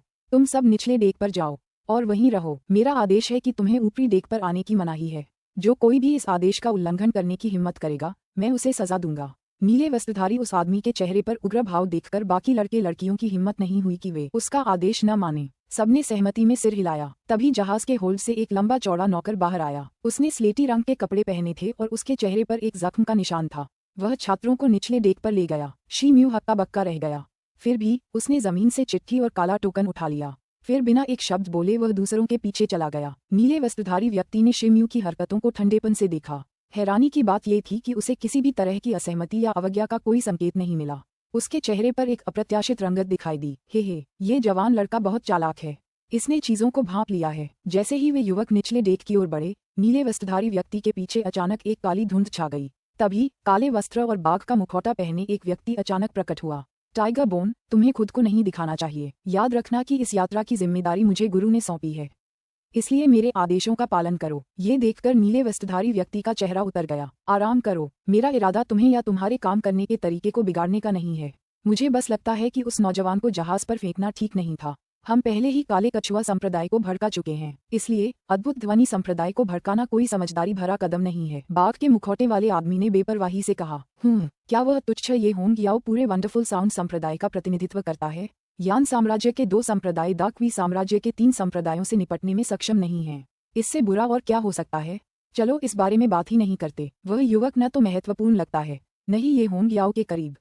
हालांकि वह काफी चतुर है। अगर वह मेरे आदेश से असहमत होता तो मैं उसे मार डालता और उसे एक मिसाल बना देता, लेकिन इस बार वह बच निकला है। नीले वस्त्रधारी व्यक्ति ने व्यंग्यात्मक लहजे में कहा, मेरे पास कहने के लिए कुछ नहीं बचा है। खैर चलो काले कछुए संप्रदाय के लोगों के यहाँ आने तक इंतजार करते हैं। मैं केवल हमारे दुश्मन की शक्ति से निपटने में आपकी मदद करने के लिए जिम्मेदार हूँ।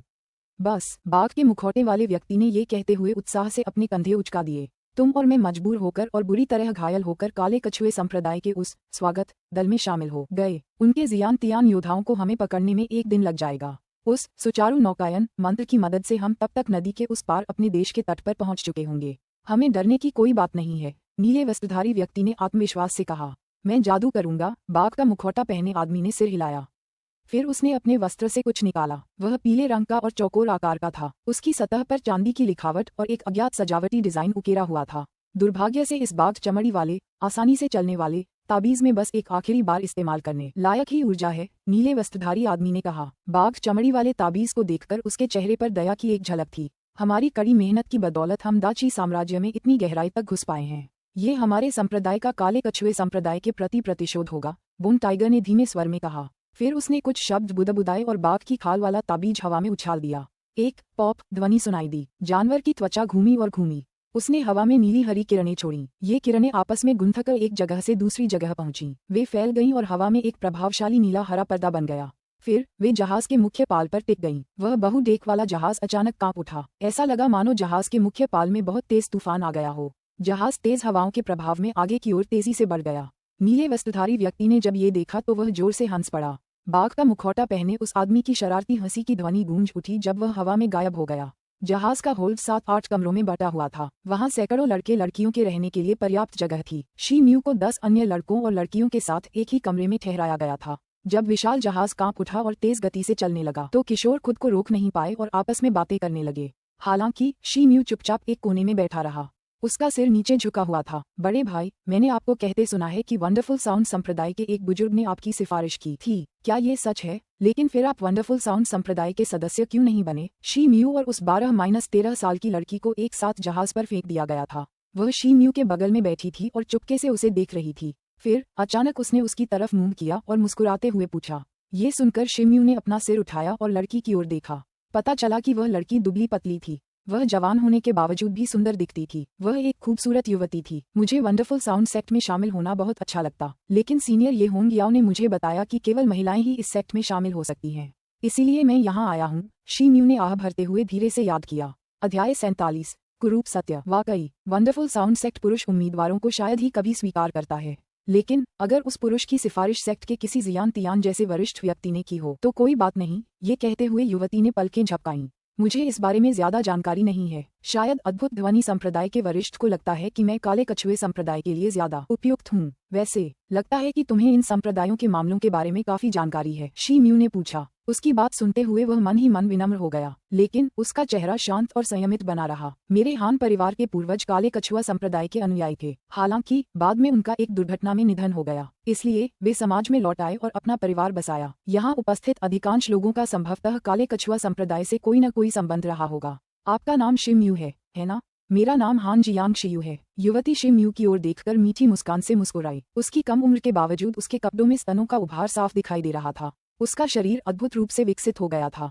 उसकी हर हरकत में एक मनमोहक लावण्य झलक रहा था। इसने कई युवकों की अंतहीन निगाहों को अपनी ओर आकर्षित कर लिया था।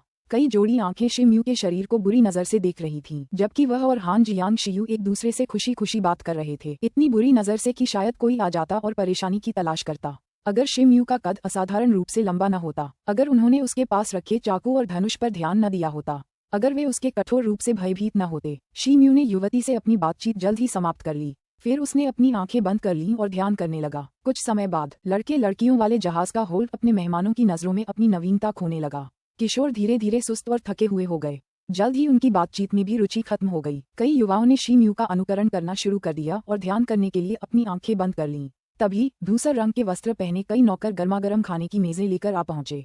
खाना स्वादिष्ट लग रहा था, इसलिए किशोर खाना खाने के लिए मेज की ओर बढ़े, लेकिन शी म्यू आगे नहीं बढ़ा। उसने चुपचाप अपनी छाती से 2 सख्त भाप से पकी हुई बंस निकाली। फिर धीरे धीरे उन्हें चबाकर निगल गया। उनके कार्यों से स्वाभाविक रूप से कई लोगों की दृष्टि आश्चर्यचकित हो गई। शी म्यू का स्पष्ट रूप से कोई स्पष्टीकरण देने का इरादा नहीं था, लेकिन उसकी हरकतों ने हान जियांग शियू की जिज्ञासा जगा दी। वह उससे फिर से कई मामलों के बारे में पूछताछ करने लगी। बहुत बार शी म्यू कभी कभार ही बोलते थे। वह 1 मिनट तक बोलते और अगले ही पल चुप हो जाते। दिए की एक बत्ती जलने में जितना समय लगता है वह बीत गया। बच्चों को नशा सा होने लगा था, इसलिए वे लेट गए। लड़के लड़कियां अपनी जगह पर ही रहे, लेकिन गहरी नींद में सो गए। तभी धूसर वस्त्र पहने नौकर बर्तन साफ करने के लिए फिर से कमरे में दाखिल हुए। फिर वे चुपचाप कमरे से बाहर निकल गए और अपने पीछे लोहे का दरवाजा बंद कर लिया। शी म्यू के कमरे में जमीन पर बेसुध पड़ा एक व्यक्ति अचानक उठ बैठा। उसकी नजर बंद दरवाजे पर पड़ी। उसका चेहरा उदास लग रहा था। अचानक उसने कहा, मेरा नाम मा फे यून है। जो भी होश में है कृपया उठ जाएं। अब आपको दिखावा करने की जरूरत नहीं है। मैंने वह खाना नहीं खाया। मुझे बहुत पहले ही एहसास हो गया था कि ये लोग सही नहीं हैं। मेरे रिश्तेदारों को भी यही लगता था। मैंने खाना खा लिया, लेकिन कुछ नॉकआउट ड्रॉप्स का मुझ पर कोई असर नहीं होगा। जमीन पर लेटे 2 लड़के और 2 लड़कियां अचानक उठ बैठे। उनकी ऊंची आवाजें अपने मेजबानों के प्रति कृतज्ञता से भरी लग रही थीं। हान जियांग शियू उन लड़कियों में से एक थी। जहां तक शी म्यू की बात है, वह जहाज के सहारे टिका हुआ बैठा था। उसने अपनी चमकती आंखें फिर से खोलीं। वह अकेला जाग रहा था और उसने अभी तक कोई प्रतिक्रिया नहीं दी थी। पहला किशोर जो उठा था, उसकी त्वचा गोरी थी, उसकी भौहें दोधारी तलवार जैसी लग रही थीं और आंखें चमक रही थीं। उसने शी म्यू की तरफ देखा, फिर उसने बाकी लोगों से फुसफुसाकर कहा, ये लोग काले कछुए संप्रदाय के दूत नहीं हैं। अगर हम उनके साथ गए तो बहुत बुरा होगा। हमें बेहोश देखकर पहरेदार शायद आराम कर रहे होंगे। हमारे पास भागने का यही एक मौका है। मैं अभी इस जहाज को छोड़ने के लिए तैयार हूँ। क्या तुम लोग मेरे साथ चलना चाहोगे? दरअसल ये लोग काले कछुए संप्रदाय के नहीं हैं। ये शायद काले कछुए संप्रदाय के विरोधी हैं। हमें जल्द से जल्द उड़ान भरनी चाहिए। मुझे कोई आपत्ति नहीं है। हान जियांग शियू सहमति में सिर हिलाने वाली पहली व्यक्ति थी। बाकी 2 किशोरियों में से एक का मुंह चौड़ा और बाल घुंघराले थे, दूसरी के बाल लंबे थे और वे उसके कंधों पर लटक रहे थे। उन्होंने शांति से यह विचार सुना और सहमति में सिर हिलाया। भाई शी म्यू, आपको हमारे साथ आना चाहिए। हान जियांग शियू ने शी म्यू को संबोधित किया। इसकी कोई जरूरत नहीं है। मुझे लगता है कि यहीं रहना अच्छा है। और क्या मैं तुम्हें एक सलाह दे सकता हूँ? फिलहाल इस काम को टाल देना ही समझदारी होगी। शी म्यू की आंखें चमक उठीं और उसने भावहीन चेहरे से कहा। ये सुनकर हान जियांग शियू का चेहरा पीला पड़ गया। भाई शी म्यू, क्या आपने कुछ खोज निकाला है? उसने जल्दी से पूछा। बाकी 2 किशोरों के चेहरे पर भी झिझक थी। शी म्यू ने अपना सिर हिलाया। वह आगे कुछ नहीं कहना चाहता था। हुन्फ, तुम तो काया हो। तुम सब चाहो तो यहीं रह सकते हो। मा फे युन ने शी म्यू को तिरस्कार से देखा। फिर उसने हान जियांग शियू से कहा, बहन हान, हम साथ चलेंगे। भाई माँ, चलो अपने कार्यों को स्थगित करें और स्थिति के बारे में एक बार फिर सोचें। हान जियांग शियू ने कुछ देर सोचा और अनिच्छा से मुस्कुराया। तो मैं पहले बाहर जाऊंगा और तुम मेरे बाद आ सकते हो। मा फे युन के हाव भाव थोड़े बदल गए। उसके चेहरे पर गुस्से की एक झलक उभर आई थी। हालांकि वह बस अपना पैर पटक ही सका क्योंकि बाकी 2 किशोर चुप रहे थे। फिर उसने अपनी आस्तीन से एक खंजर निकाला। खंजर चांदी की मूठ वाला था। फिर वह नीचे झुका और उसे अपने पैरों के नीचे तख्ते में मजबूती से घुसा दिया। एक जोरदार धमाका सुनाई दिया। जैसे ही ब्लेड की धार जहाज के बोर्ड में घुसी, कान फाड़ देने वाली धातु जैसी आवाज निकली। मा फे युन ये देखकर डर गया। उसने जल्दी से बोर्ड को उस जगह से खुरचना शुरू कर दिया जहां से वह उसमें घुसा था। जल्द ही एक काली धातु की हल्की चमक दिखाई देने लगी। ये लोहे की लकड़ी है।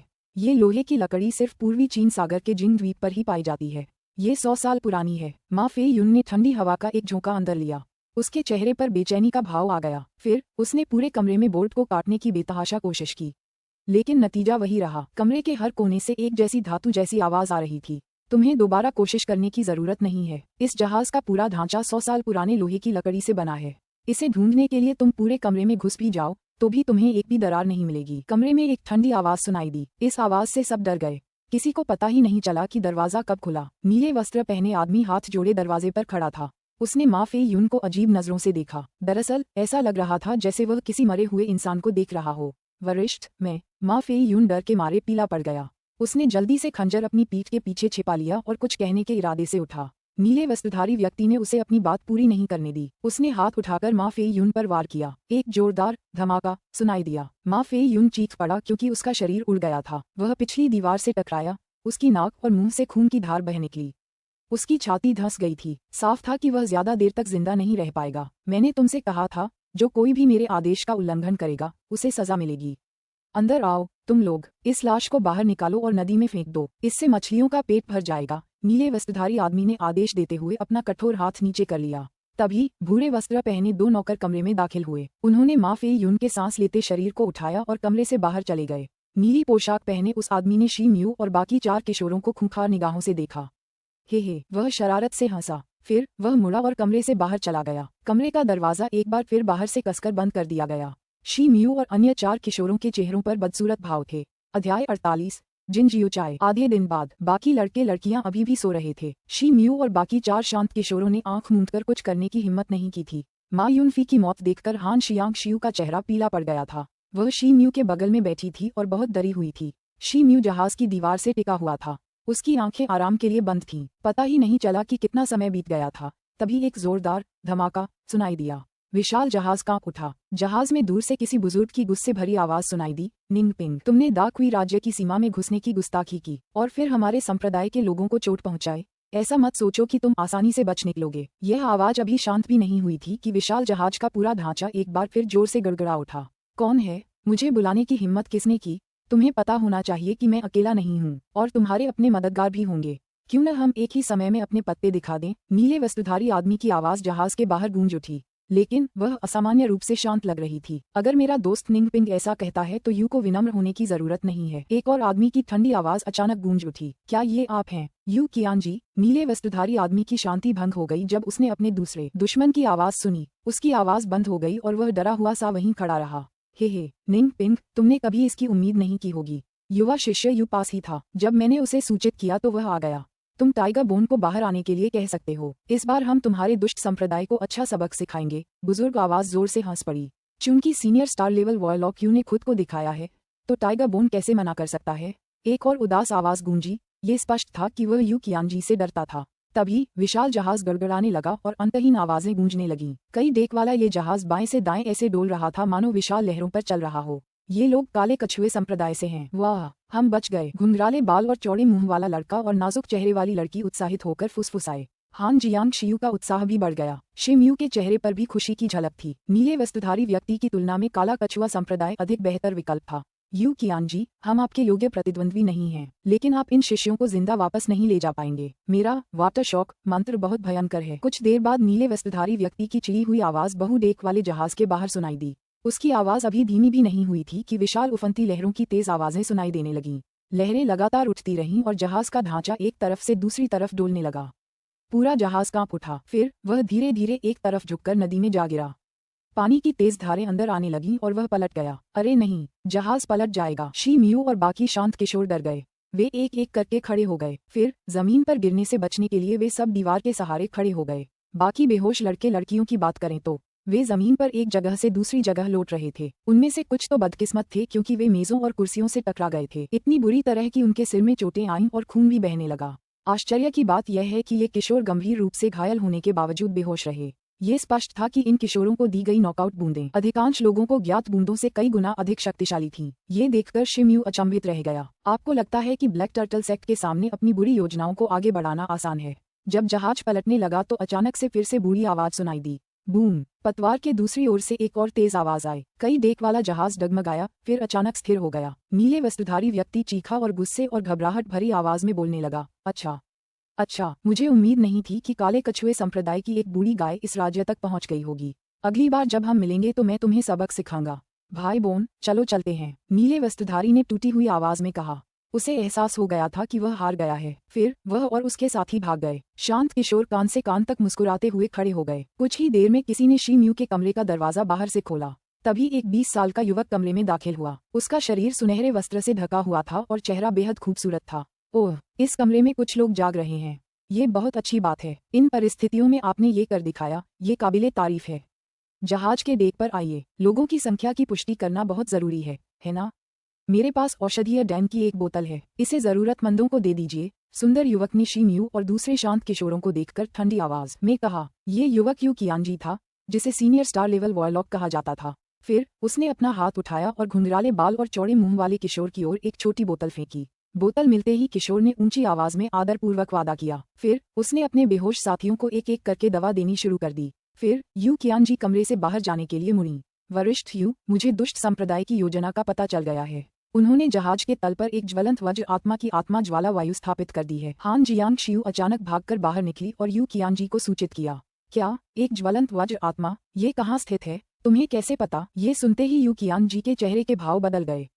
उन्होंने तुरंत मुड़कर पूछा, वरिष्ठ, अभी समय कम है। मैं पहले ज्वलंत वज्र आत्मा के छिपे हुए स्थान का पता बताऊंगी, फिर मैं वरिष्ठ को उसकी पूरी जानकारी दूंगी।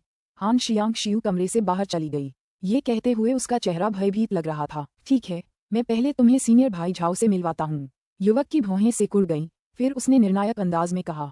उसने झट से लड़की की कलाई पकड़ ली। फिर वह तैरता हुआ कमरे से बाहर निकल गया। जब शे म्यू और अन्य लोगों ने ये देखा तो वे निराशा से एक दूसरे की ओर देखने लगे। अचानक सुनहरे वस्त्र पहने युवक दहाड़ा। फिर उसकी कलाई फड़की और युवती को क्रूरता से दरवाजे के पार फेंक दिया गया। लड़की को इतनी जोर से उछाला गया कि उसका सिर फट गया। उसकी जगह उसकी हल्की सी खिलखिलाहट की आवाजें गूंज उठीं। उसने हवा में ही अचानक अपनी दिशा बदल ली थी और अब छत से लटक रही थी। उसके पैर छत से मजबूती से चिपके हुए थे, जबकि उसका सिर उल्टा लटका हुआ था। युवक ने लड़की को घूरकर देखा। फिर उसने अपनी सुनहरी आस्तीनें झटक दीं और उसमें से 1 फुट लंबा सांप उछलकर जमीन पर आ गिरा। वह काले रंग का था। ऐसा लग रहा था मानो मर गया हो। काला दानव सांप, यह एक अच्छी और भयावह चाल है। तुम काले दानव संप्रदाय के जिन जियाओ चाई हो। यू कियानजी ने जमीन पर पड़े छोटे काले सांप को देखते हुए गुस्से से भरे चेहरे के भाव के साथ कहा, तुमने मुझे इतनी जल्दी पहचान लिया। तुम दाकवी साम्राज्य की सबसे होनहार लड़की कहलाने लायक हो। हालांकि तुम्हें ज्यादा सावधान रहना चाहिए। तुम अभी कुछ समय तक मेरे प्यारे बच्चे का असर महसूस करोगे। हान शियांग शियू ने खूबसूरती से मुस्कुराते हुए कहा, टाइगर बोन, निंग पिंग, तुमने वापस लौटने का साहस किया है। तभी जहाज के डेक पर कुछ गड़गड़ाहट की आवाजें गूंजी। इन आवाजों में बड़े भाई झाओ की गुर्राहट भी शामिल थी। अध्याय 49, काले दानव की 13 चोटियां। मैं जिन परी से व्यक्तिगत रूप से निपटने के लिए विनम्र हूँ। यू को तो काले दानव सांप ने भी डस लिया था, लेकिन मैं चाहता हूँ कि जिन परी अब सावधान रहे। उसे रात के अंधेरे में विशेष रूप से सावधान रहना होगा। कोई नहीं जानता कि उनके कर्मों के भूत कब उन्हें परेशान कर सकते हैं। यू कियानजी ने जिन शियाओ चाई को देखा। वह बहुत जल्दी अपने आप को संभाल तो लिया था, लेकिन ये कुछ शब्द बहुत उदास भाव से कहे थे। फिर उसने अपनी आस्तीन ऊपर चढ़ा ली। अचानक कमरे के अंदर तेज हवाएं चलने लगीं। कमरे में मौजूद कोई भी व्यक्ति अपनी आंखें खुली नहीं रख पा रहा था। उसने अपना हाथ हिलाया और एक डिस्क जैसी चीज चमकी। फिर वह एक दिव्य प्रकाश में परिवर्तित हो गया और फिर हवा में लुप्त हो गया। तभी कोड़े की तेज आवाज सुनाई दी। कमरे के अंदर हवा चलना बंद हो गई। पता ही नहीं चला कि जिन शियाओ चाई कब जमीन पर खड़ी हो गई। उसके हाथ में एक चमकदार काला चाबुक था। चाबुक की पूरी सतह नीले हरे कांटों से ढकी हुई थी। जहां यू कियानजी खड़े थे वहां कोड़े के निशान देखे जा सकते थे। ये देखकर शिम्यू ने ठंडी हवा निगल ली। इससे पहले 100 साल पुराने लोहे के फर्श पर माँ फे यून ने जब अपने खंजर से वार करने की कोशिश की थी, तब भी कोई असर नहीं हुआ था। लेकिन इस औरत ने अपने चाबुक के एक ही वार से गहरा निशान छोड़ दिया था। ये स्पष्ट था कि यह महिला बहुत ही शक्तिशाली थी। मुझे सीनियर स्टार लेवल के जादूगर बिल्कुल पसंद नहीं। जब भी उन्हें कोई प्रतिकूल परिस्थिति का सामना करना पड़ता है, वे भाग जाते हैं। ये बहुत बोरिंग है। जिन शियाओ चाई ने मुंह बनाया। उसने अपनी कलाई हिलाई और काला चाबुक पीछे लुढ़क गया। फिर वह बिना किसी निशान के गायब हो गया। फिर वह पलटी और अपनी आस्तीन से एक जैड आभूषण का टुकड़ा निकाला। उसने उसे चुटकी में पकड़कर टुकड़ों में तोड़ दिया। अचानक उसके पूरे शरीर पर काली गैसें फैल गईं। फिर उसका शरीर एक असाधारण रूप से ज्वलंत और सुंदर स्त्री आकृति में बदल गया। उसका चेहरा हान शियांग शियू जैसा ही था। हालांकि अब वह ज्यादा सुंदर हो गया था, लेकिन उसका शरीर ज्यादा गोल हो गया था, खासकर उसके स्तन। किशोर उसे सूखे मुंह से देखते थे। उससे नजरें हटाना मुश्किल था। तुम तीनों क्या सोचते हो? क्या मैं पहले से ज्यादा सुंदर नहीं लग रही हूँ?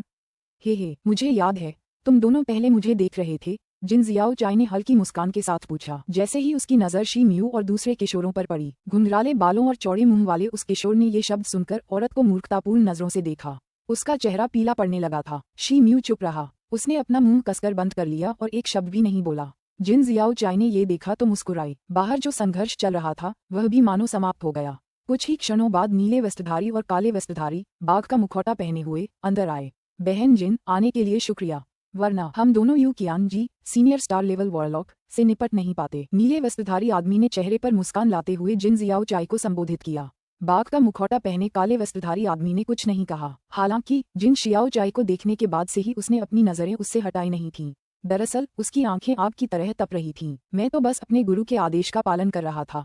यू कियानजी को काले दानव सांप ने काट लिया है। अगर वह अपनी जान बचा पाए तो गंभीर बीमारी से बचना मुश्किल है। मैंने सुना है कि यू कियानजी पिछले कुछ समय से सीनियर स्टार लेवल वॉरलॉक के नियमों का अध्ययन कर रहे हैं, लेकिन अगले साल वे 30 साल की साधना पूरी कर लेंगे और सीनियर स्टार लेवल वॉरलॉक के उन्नत स्तर तक पहुंच जाएंगे। तब वे 3 राज्यों के सबसे बेहतरीन सीनियर स्टार लेवल वॉरलॉक में से एक बन जाएंगे। अगर हम उनकी साधना को 6 महीने और भी टाल सकें तो सिस्टर जिन अपनी नींव स्थापित कर पाएंगी। नीले वस्त्रधारी व्यक्ति ने मुस्कुराते हुए कहा, मुझे उम्मीद है कि आप उसकी साधना में बाधा डाल सकते हैं। भाई बोन, आप इस युवा बहन को अपनी आंखों में ऐसे भावों से देख रहे हैं। लगता है आप मुझे बहुत चाहते हैं। अगर ऐसा है तो क्या आपके लिए मेरे गुरु के पास जाकर शादी के प्रस्ताव के बारे में बात करना बेहतर नहीं होगा? जिन शियाओ चाई ने पलटते हुए कहा और उसकी नजर काले वस्त्र वाले आदमी पर पड़ी। ऐसा लग रहा था जैसे उसने अपने होंठ भींच लिए हो और उस पर हंस रही हो। बहन जिन, आप मजाक कर रही हैं। मैंने हमेशा आपको अपनी छोटी बहन माना है। मैं ऐसा कैसे सोच सकता हूँ? बाघ का मुखौटा पहने आदमी अचानक कांप उठा। ये शब्द सुनते ही उसने जिन शियाओ चाई के शरीर से अपनी नजरें हटा लीं। फिर उसने जल्दी से अपनी बात समझाई। काया, छोड़ो भी। हमने काले कछुए संप्रदाय के सैनिकों को भले ही भगा दिया हो, लेकिन हम अभी भी दाकवी साम्राज्य की सीमा के अंदर हैं। हमें अभी अपनी चौकसी कम नहीं करनी चाहिए। हमें तुरंत अपनी यात्रा शुरू कर देनी चाहिए। अपने संप्रदाय में लौटने के बाद ही हमें चैन मिलेगा। जिन शियाओ चाई का मुंह फड़क गया और उसने आदेश देते हुए बात को टाल दिया। नीले वस्त्रधारी व्यक्ति को स्पष्टतः कोई आपत्ति नहीं थी। फिर उन्होंने एक बार फिर इस मामले पर चर्चा की। इसके बाद वे कमरे से बाहर चले गए और उसे बाहर से फिर से बंद कर दिया। उन तीनों ने शुरू से अंत तक शिम यू और अन्य लोगों की ओर एक बार भी नहीं देखा था। उन्हें जाते देख शिम्यू ने एक लंबी सांस छोड़ी। घुंघराले बालों और चौड़े मुंह वाले किशोर और दूसरे किशोर के चेहरे के भाव भी शांत हो गए। बाकी बेहोश लड़के लड़कियां एक एक करके जागने लगे। ऐसा लग रहा था कि किशोरों को होश उस औषधीय दान की वजह से आ रहा था जो उन्हें पहले दिया गया था, जो यू कियानजी ने दिया था। भाई शिम्यू, क्या आप दूसरों को सब कुछ समझाएंगे? लगता है हम काले कछुए वाले संप्रदाय में नहीं जा सकते और सिर्फ इस काले दानव संप्रदाय में ही शामिल हो सकते हैं। मैं नहीं जा सकती, ये हमारा सौभाग्य है या विपत्ति। नाजुक चेहरे और कंधों पर लटके लंबे बालों वाली किशोरी ने जोरदार आवाज में शिम्यू से बात करते हुए मुस्कुराने की कोशिश की। कोई बात नहीं, लेकिन मुझे तुम दोनों से काले दानव संप्रदाय के बारे में पूछना होगा। मुझे लगता है कि तुम दोनों में काले दानव संप्रदाय में शामिल होने को लेकर कोई मतभेद नहीं है। शिम्यू ने बुदबुदाते हुए पूछा। नाजुक नैन नक्श वाली और कंधों पर लटके लंबे बालों वाली किशोरी और उसकी सहेली ने एक दूसरे को देखा। फिर उसने हल्के से सिर हिलाया और कहा, काले दानव संप्रदाय के बारे में गोपनीयता बनाए रखना बेकार है। ये संप्रदाय और ज्वलंत समीर संप्रदाय एक दूसरे के समकक्ष हैं। वे यान राज्यों में स्थित हैं। वास्तव में वे काले कछुआ संप्रदाय जितने ही शक्तिशाली हैं। जहां तक संप्रदायों को लूटने और एक दूसरे के शिष्यों को ले जाने की बात है, ऐसा कई बार हो चुका है। 1.5 महीने बाद यान साम्राज्य के उत्तरी भाग में विशाल दलदल और विभिन्न प्रकार की गंधों ने पूरे क्षेत्र को ढक लिया था। शिम्यू और दूसरे लड़के लड़कियां बांस की टोकरियों में लटके हुए थे। इन टोकरियों के दोनों ओर 1 दर्जन विशालकाय जल भैंस जैसे जानवर लटके हुए थे। ये जानवर गीले कीचड़ वाले रास्ते पर धीरे धीरे आगे बढ़ रहे थे। इन विशालकाय भैंसों के शरीर असामान्य रूप से विशाल थे। उनके खुरों से एक पीली रोशनी निकल रही थी। चलते समय उनके खुर दलदली जमीन में धंसते नहीं थे। ऐसा लग रहा था मानो वे किसी ठोस जमीन पर चल रहे हों। नीले वस्त्रधारी आदमी और टाइगर बोन अपनी अपनी विशाल छिपकलियों के ऊपर सवार थे। हालांकि जिंग शियाओ चाय का कोई पता नहीं था। यात्री चुप थे, बस उन विशाल भैंसों के खुरों की प्लॉप जैसी आवाज सुनाई दे रही थी, जो दलदली पानी के संपर्क में आते ही निकलती थी। अचानक उनके सामने घना कोहरा छाने लगा। कोहरा बहुरंगी था और बेहद खूबसूरत लग रहा था। नीली पोशाक पहने आदमी ने कोहरा देखकर राहत की गहरी सांस ली। अचानक उसने हाथ उठाया और भैंसें रुक गईं। टाइगर बोन ने अपनी छाती से एक बैंगनी बांस का सिक्का निकाला। फिर वह कुछ बुदबुदाया। फिर अचानक कोहरे की ओर दौड़ पड़ा। जल्दी से आना। बैंगनी बांस के टोकन से एक सफेद प्रकाश किरण निकली। प्रकाश किरण ने कोहरा छट दिया और एक सड़क दिखाई देने लगी। नीले वस्त्रधारी आदमी ने अपने घोड़े को आगे बढ़ने के लिए उकसाया और खुद आगे बढ़ गया। विशाल भैंसें उसके पीछे पीछे चल रही थीं। टाइगर बोन अंत में चलने के लिए रुका, बाकी सभी के बाद। कुछ समय बाद विचित्र आकार के पेड़ों से भरे जंगल के बीच शिम्यू और लंबे बालों वाले किशोर को एक लंबा चौड़ा बुजुर्ग आदमी उठा रहा था। उस आदमी ने काले कपड़े पहने हुए थे। वह एक पेड़ की चोटी से दूसरे पेड़ पर कूद रहा था। ऐसा लग रहा था मानो उन्हें हवा उड़ा रही हो। शिम्यू और कंधों पर लटकते लंबे बालों वाली किशोरी दूर तक देख रही थी। जंगल के दूर किनारे पर 1 दर्जन विशाल स्तंभ जैसी और काली चोटियां स्पष्ट रूप से खड़ी हुई प्रतीत हो रही थीं। हे, ये दोनों युवक आशावादी लग रहे हैं। इन्हें काले दानव के 13 शिखरों के रूप में जाना जाता है। एक बार जब आप काले दानव संप्रदाय में प्रवेश कर जाएंगे तो काले कछुए संप्रदाय को भी आपको वापस बुलाने का कोई अधिकार नहीं होगा। काले वस्त्रधारी बुजुर्ग ने फिर जोर से और खोखली हंसी हंसी। यह इतनी भयानक थी कि रोंगटे खड़े हो गए। उनके पीछे कई और लोग भी चल रहे थे। वे भी काले कपड़े पहने हुए थे। वे दूसरे लड़कों और लड़कियों को अपने हाथों में उठाए हुए थे और पेड़ों की चोटियों पर कूद रहे थे। अध्याय 50 जंगली झोल। कुछ देर बीत गई। शिम्यू और बाकी किशोर एक ऊंची और सीधी चोटी के नीचे घाटी में पहुंच गए। उन्हें अभी भी काले वस्त्र पहने लोग उठा रहे थे। घाटी देखने लायक थी। इमारतों का एक विस्तृत विस्तार था। ये इमारतें नाजुक थीं और 40 मीटर से भी ज्यादा ऊंची थीं। साधारण और कच्चे पत्थरों से बने घर थे जो लगभग 7-10 मीटर ऊंचे थे। इमारतें आकार, माप और बनावट में भिन्न थीं। हालांकि वे व्यवस्थित पंक्तियों में व्यवस्थित थीं। ऊंची इमारतें पीछे की ओर थीं, शिखर के करीब। छोटी इमारतें आगे की ओर थीं। इन इमारतों के बीच कई लोग आते जाते दिख रहे थे। वे तरह तरह के परिधान पहने हुए थे। ये छोटा सा शहर शोर और उत्साह से भरा हुआ लग रहा था। काले लिबास पहने लोग शिम्यू और बाकी किशोरों को घाटी के बीचों बीच ले गए और एक नीले पत्थर के चौक पर उतार दिया। फिर बिना कुछ कहे चले गए। सैकड़ों लोग उनके इर्द गिर्द जमा हो गए थे। आसपास के लोग उन पर उंगलियां उठा रहे थे। लड़के लड़कियां एक दूसरे को निराशा से देखने से खुद को रोक नहीं पा रहे थे। भीड़ में आम आदमी और औरतें, जवान और बूढ़े सब शामिल थे। लेकिन उनकी भाव भंगिमाओं में एक अजीब लेकिन तीखी भावना थी। ये लोग किशोरों को घृणा भरी नजरों से देख रहे थे, मानो लड़के लड़कियां कोई साधारण वस्तु हों जिन्हें कीमत देकर खरीदा जा सकता है। सब लोग यहाँ से चले जाओ। तुम क्या कर रहे हो? क्या कर रहे हो? क्या तुमने पहले कभी कोई नया शिष्य नहीं देखा? एक बेफिक्र आवाज सुनाई दी। यह आवाज उन दर्शकों की तरफ से आई थी जो अब तक किशोरों के चारों ओर घेरा बना चुके थे। तभी भीड़ छट गई और एक युवा अर्धनग्न व्यक्ति बड़े बड़े कदमों से बाहर आया। उसका शरीर विशालकाय था। उसके हाथ में 2 मीटर लंबी गदा थी। उसका मूठ भेड़िए के हाथी दांत के दांतों से बना हुआ लग रहा था और उसका ऊपरी हिस्सा पीतल का था। उसके हर कदम से एक धमाकेदार आवाज आती, जमीन हिल जाती। भीड़ असमंजस में तितर बितर हो गई। उन्हें डर था कि कहीं वे उसके पैरों तले कुचल न जाएं। ये तो बड़े भाई झोऊ हैं। ये उनका काम है। बड़े भाई झोऊ, ये बच्चे जरूर अच्छे होंगे। कृपया हमारे फ्लेम गैंग के लिए कुछ छोड़ना मत भूलना। तुम फ्लेम गैंग वाले हद कर रहे हो। पिछली बार जब नया बैच आया था तो तुम 2 ब्लड वॉरियर्स लेकर भाग गए थे। हमारा आयरन और स्टोन गैंग इस बार तुम्हें पहले चुनने नहीं देगा। इससे कोई फर्क नहीं पड़ता कि तुम लोग किस गुट से हो। हमारे प्राचीन आत्मा कक्ष को जन्मजात प्रतिभा वाले शिष्यों पर पहली पसंद मिलेगी। या फिर तुम हमसे लड़ाई शुरू करना चाहते हो? जैसे ही भीड़ ने उस युवा विशालकाय व्यक्ति को देखा, वे अलग हो गए। विशालकाय व्यक्ति के शुरुआती बयान से पहले ही सभी एक दूसरे पर चिल्लाने लगे। तुम लोग इस जत्थे के लिए लड़ने की अपनी योजनाएं भूल जाओ। मुझे अभी अभी संप्रदाय से बुलावा आया है। ये लोग यान साम्राज्य से नहीं हैं। युवा गुरु झाओ इन्हें दाक्वी साम्राज्य से लाए हैं। विशालकाय आदमी ने व्यंग्यात्मक लहजे में कहा। क्या ये लोग दाक्वी साम्राज्य से हैं? इसलिए इनके चेहरे इतने अजीब हैं। युवा गुरु झाओ उन्हें लाए थे तो शायद वे काले कछुए संप्रदाय में शामिल होने जा रहे थे। संप्रदाय ने ये काम शायद काले कछुए संप्रदाय द्वारा बाघ के पौधों को छीने जाने पर आखिरी बार बदला लेने के लिए किया होगा। तो फिर उन पर इतना झंझट करने की कोई जरूरत नहीं है। पहले उन्हें हमारे संप्रदाय के नियमों के अनुकूल होने दो। हमारे संप्रदाय की तुलना में काला कछुआ संप्रदाय बहुत स्त्री सुलभ है। अचानक भीड़ में मौजूद लोगों के चेहरे बदल गए जब उन्हें एहसास हुआ कि नए शिष्य दाची साम्राज्य के हैं। वे धीमी आवाज में टिप्पणी करने लगे और जोरदार गड़गड़ाहट के साथ तितर बितर हो गए। ये देखकर शिम्यू की भौहें सिकुड़ गईं। अच्छा, अब उबाऊ लोग चले गए हैं। अब समय आ गया है कि मैं तुम्हारा उचित स्वागत करूं। इससे कोई फर्क नहीं पड़ता कि तुम यान साम्राज्य से हो या दाची साम्राज्य से। इससे कोई फर्क नहीं पड़ता कि तुम इच्छुक हो या नहीं। एक बार जब तुम काले दानव शिखरों में प्रवेश कर जाते हो तो तुम हमारे संप्रदाय के सदस्य बन जाते हो। 3 राज्यों एक के साथ प्रभावशाली परिवारों ने अपने साझा शत्रु बर्बर जाति के कारण कई सहयोगी समझौतों पर हस्ताक्षर किए हैं। तीनों राज्यों के बीच हमेशा छोटे मोटे टकराव होते रहेंगे। हालांकि जब तक टकराव छोटे मोटे रहेंगे तब तक हस्ताक्षरित कोई भी पक्ष इस संधि का उल्लंघन नहीं करेगा। इस प्रकार हमारे संप्रदाय में हमेशा विभिन्न राज्यों के शिष्य रहे हैं। उनकी उपलब्धियां एक कनिष्ठ शिष्य से लेकर एक वरिष्ठ शिष्य तक हो सकती हैं, इत्यादि। यही इसका सार है। लेकिन मैं तुम्हें एक सुझाव दूंगा। अब तुम काले दानव संप्रदाय के शिष्य हो। अपरिवर्तनीय रूप से अन्य संप्रदायों या राज्यों के साथ तुम्हारा संबंध अब कोई महत्व नहीं रखता। अच्छे बनो और कभी भी हमारे साथ विश्वासघात या नुकसान करने की कोशिश मत करो संप्रदाय, वरना या तो तुम्हारा सैन्य आधार निष्क्रिय कर दिया जाएगा या तुम्हें तुम्हारे पूरे परिवार के साथ मौत की सजा दी जाएगी। बड़े आदमी ने अपनी गदा जमीन पर पटक दी। एक तेज आवाज हुई जिससे कई नीली ईंटें टूट गईं। आप कौन हैं सर? क्या आप हम नए रंग रूटों के लिए जिम्मेदार हैं?